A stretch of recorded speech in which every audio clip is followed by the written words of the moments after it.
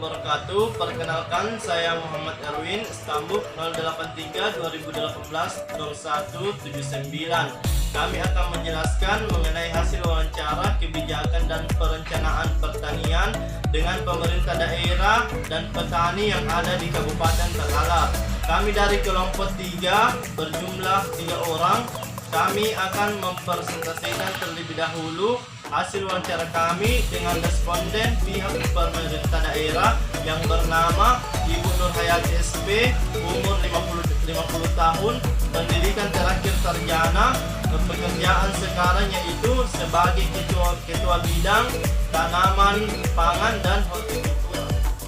Bicara mengenai kebijakan pemerintah terhadap pertanian, sudah sangat besar perhatiannya. Beberapa bantuan yang diturunkan untuk tanaman pangan sendiri seperti bantuan bibit padi, bibit jagung, dan bibit kedelai untuk di bidang tanaman pangan yang diberikan kepada pertanian. Untuk pelaksanaan tentang kebijakan pertanian itu sendiri sebenarnya sudah terlaksana sejak beberapa tahun berlangsung, khusus bantuan pangan itu sendiri, dan sampai sekarang ini di tahun 2021. Assalamualaikum warahmatullahi wabarakatuh. Perkenalkan, saya Dermayani.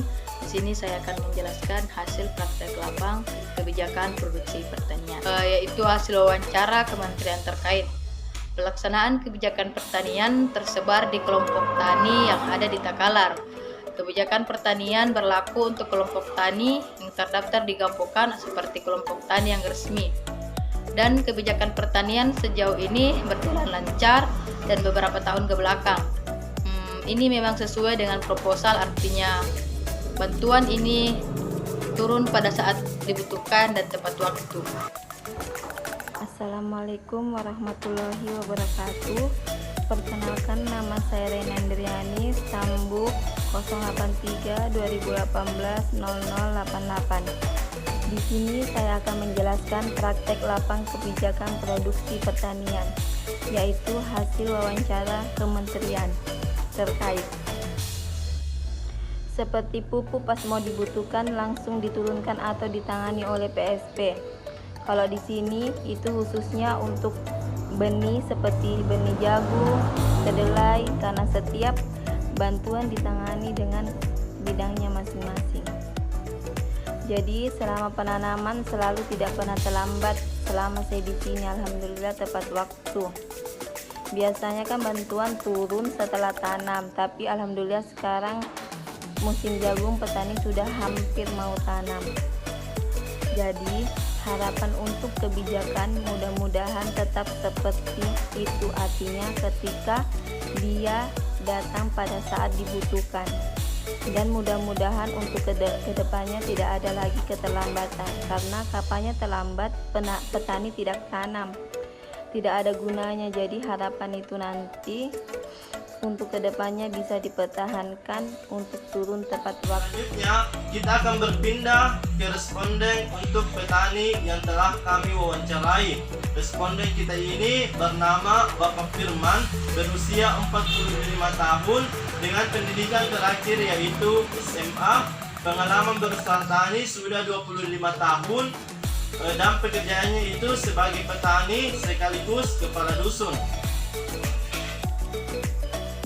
Berbicara tentang kebijakan pertanian, sistemnya di pedesaan untuk segi bantuan belum merata karena sistem yang digunakannya itu siapa yang lebih dekat dengan pemerintah. Kebijakan pertanian sudah sangat lama berlaku.